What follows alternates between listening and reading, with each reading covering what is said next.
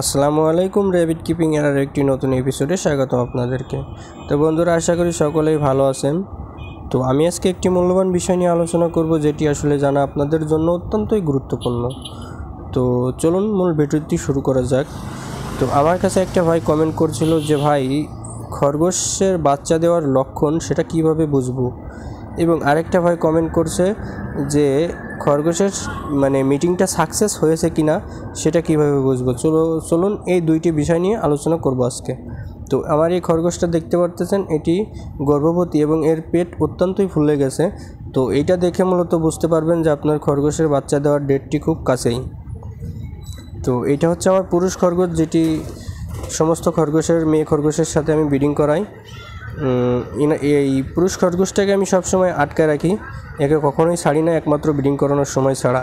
আর এইটা আমি তার জন্য সেট আপ তৈরি করেছি, যাতে সে ভালো একটা জায়গায় বাচ্চা দিতে পারে।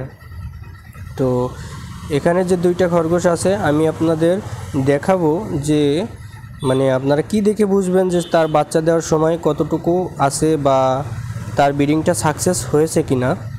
তো এখানে দুইটা আছে, একটার বয়স ডেলিভারি ডেট 2 থেকে 3 দিনের ভিতরে দিবে। তো সেইটাকে আমি ধরি। তো এই দেখেন, ইনার এই খরগোশটার যে লজ্জা স্থান, বাচ্চা প্রসবের রাস্তা, সেখানটা একটু ফুলে যাবে, মারাত্মক ফুলে গেলে বুঝবেন যে 2 থেকে 3 দিনের ভিতরেই বাচ্চা দিবে।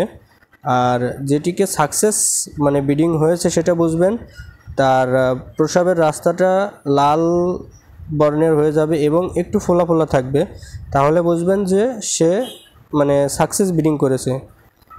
আর এইটা হচ্ছে বাচ্চা দিয়েছে একটা খরগোশ, সেই বাচ্চাগুলো আজ 3 দিন বয়স।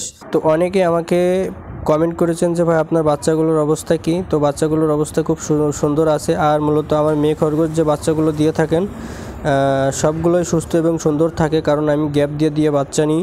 তো এই গ্যাপটা কতদিন দিলে ভালো হয়, আমার চ্যানেলে ভিডিও পোস্ট করা আছে, সেটি চাইলে দেখে আসতে পারেন। তো বন্ধুরা, আজকের ভিডিওটি এই পর্যন্তই। যারা চ্যানেলটিকে সাবস্ক্রাইব করেনি, চ্যানেলটি সাবস্ক্রাইব করে পাশেই থাকবেন। সকলেই ভালো থাকবেন।